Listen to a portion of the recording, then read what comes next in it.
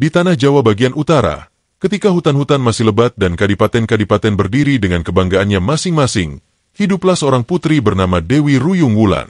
Ia adalah permata Kadipaten Carangsoko, anak kesayangan Adipati yang dihormati rakyatnya. Kecantikan Ruyung Wulan begitu tersohor, digambarkan bak cahaya rembulan yang jatuh ke bumi. Wajahnya halus, tutur katanya lembut, dan sikapnya anggun. Tak hanya paras, ia juga memiliki kecerdasan yang membuat banyak orang kagum. Pesonanya menembus batas Carangsoko, membuat banyak pemuda bangsawan dan kesatria berlomba ingin meminangnya. Namun di balik pesona itu, takdir justru menyiapkan jalan penuh duri bagi sang putri jelita. Ketika kabar mengenai kecantikan Ruyung Wulan sampai ke telinga Adipati Paranggaruda, ia segera menjodohkan putranya, Menak Jasri, dengan sang putri. Sayangnya, Menak Jasri dikenal cacat tubuh dan berwajah buruk rupa, bahkan sebagian orang menyebutnya aneh dan menyeramkan. Baginya, pernikahan dengan Ruyung Wulan adalah kebanggaan besar, tapi bagi sang putri, itu adalah bencana yang menakutkan. Ia merasa tubuhnya seakan dirantai oleh keputusan politik yang tak bisa ditolak. Malam-malamnya dipenuhi tangis, membayangkan hidupnya akan terkekang di sisi laki yang tidak ia cintai. Bahkan ia tak kuasa menatap wajah calon suaminya. Bayangan masa depan yang gelap seakan mengintai di setiap sudut kamarnya. Menjelang hari pernikahan, keraton Carangsoko dipenuhi hiruk-pikuk persiapan. Kain-kain sutra digelar, tabuhan gamelan bergema, dan para abdi sibuk menata segala kebutuhan pesta besar. Namun di balik kemegahan itu, Dewi Ruyung Wulan terkunci dalam kamar, menangis tanpa henti. Baginya, pesta ini bukanlah sebuah kebahagiaan, melainkan prosesi menuju penjara abadi. Dengan wajah sembab, ia menatap langit-langit kamarnya, berbisik lirih memohon pertolongan kepada leluhur. Apakah ini jalan yang harus kutempuh? Apakah aku ditakdirkan untuk menderita? Gumamnya, suaranya penuh getir. Ketakutan itu menekan dadanya, seolah waktu bergerak semakin cepat menuju hari yang ia benci. Dalam keputusasaan, Dewi Ruyung Wulan mencari satu-satunya orang yang ia percaya, yaitu Ki Soponyono, seorang dalang yang bukan hanya piawai memainkan wayang, tetapi juga dikenal memiliki ilmu untuk menghilang dan menyembunyikan jejak. Ia diam-diam memanggil Ki Soponyono ke kamarnya. Dengan suara bergetar dan air mata yang belum kering, ia berkata, "Ki, hidupku akan berakhir jika aku dinikahkan dengan Menak Jasri. Aku mohon, bawalah aku pergi, sebelum fajar menyingsing, sebelum pesta itu dimulai." Kata-kata itu mengguncang hati sang dalang. Ia tahu, membantu putri melarikan diri berarti menantang murka dua kadipaten sekaligus.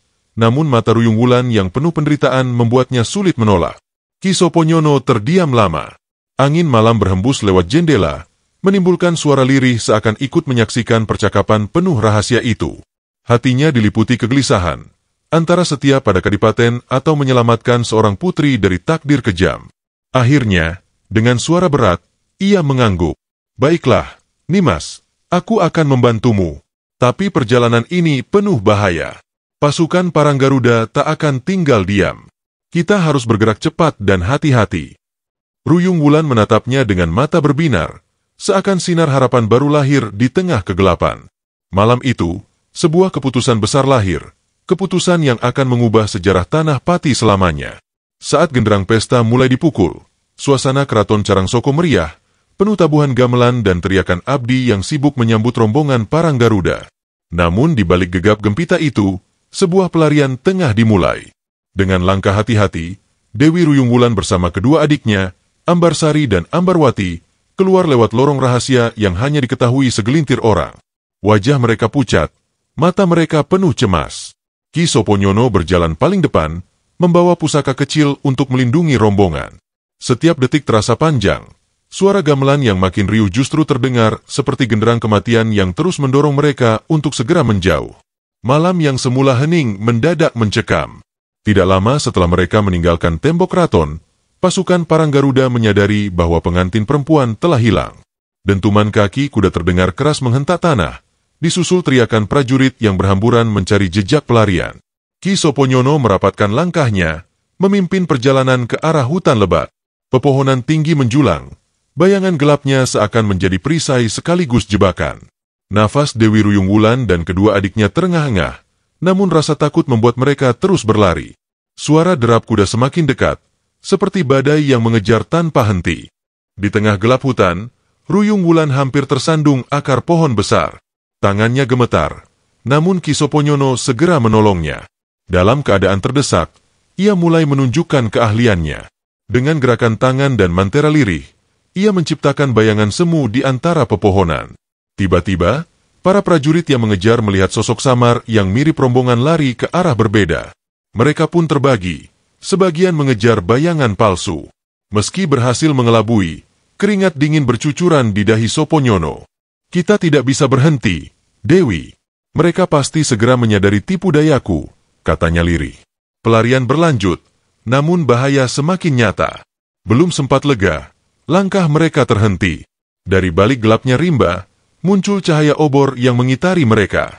Puluhan prajurit Parang Garuda ternyata telah mengepung. Suasana semakin mencekam, seakan udara pun menolak untuk berhembus.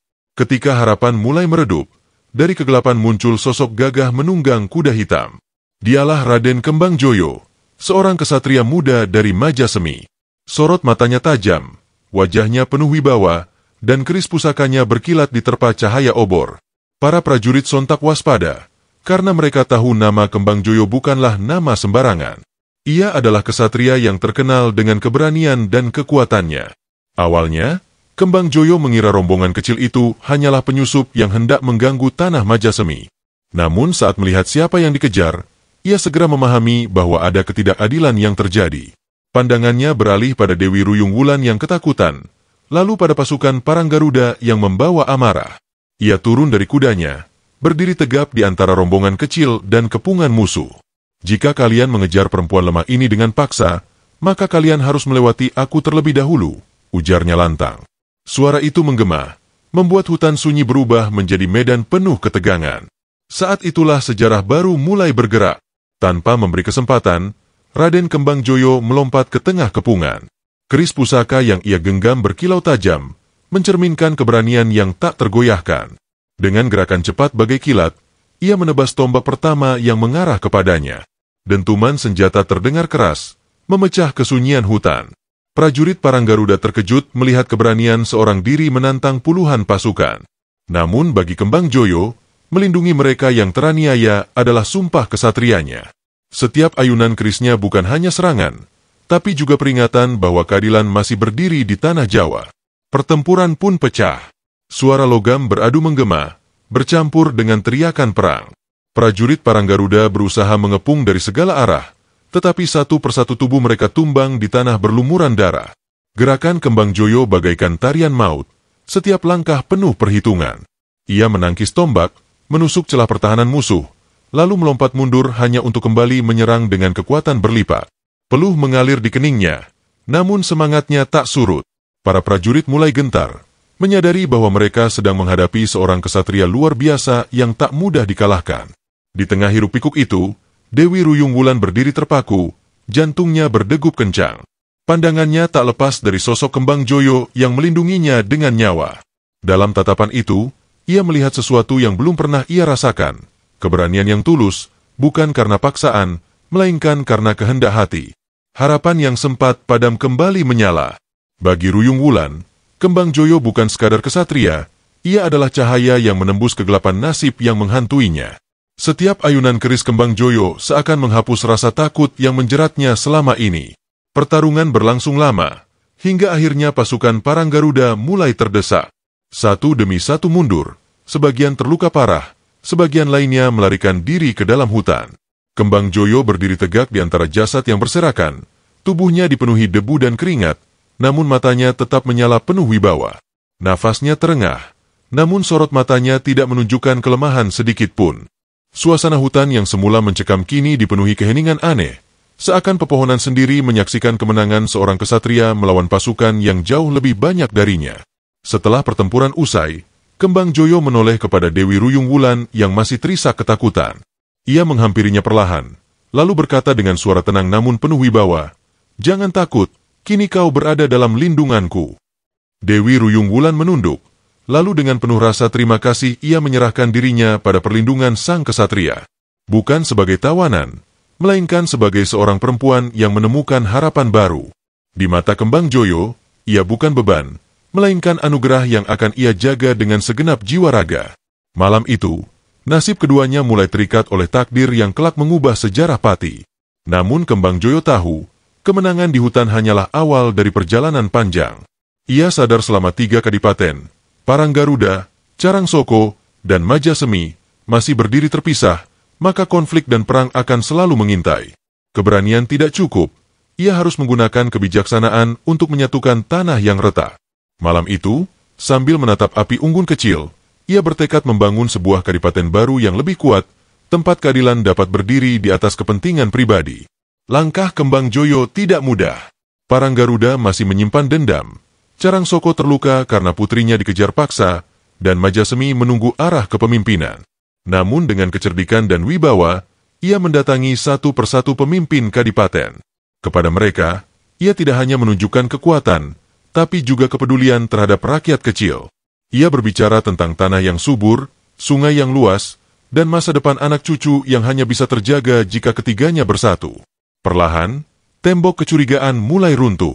Waktu berjalan, dan akhirnya ketiga kadipaten mengakui kelebihan Kembang Joyo.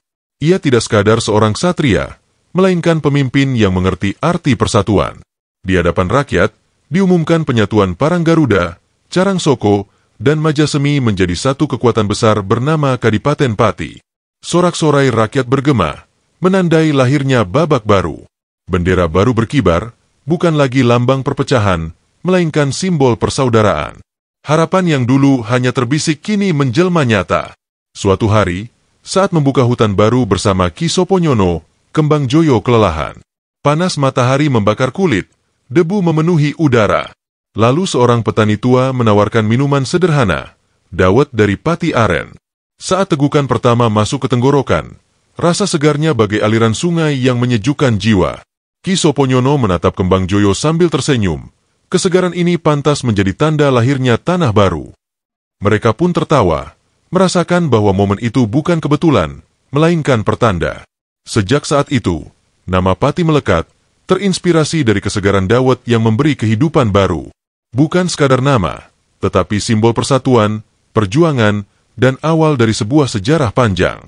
Dari air mata seorang putri, keberanian seorang dalang, dan keteguhan seorang kesatria, lahirlah tanah yang kelak dikenal sebagai Kabupaten Pati. Cerita itu terus hidup, diwariskan turun-temurun, sebagai pengingat bahwa penderitaan bisa berubah menjadi harapan, dan perpecahan bisa melebur menjadi persatuan.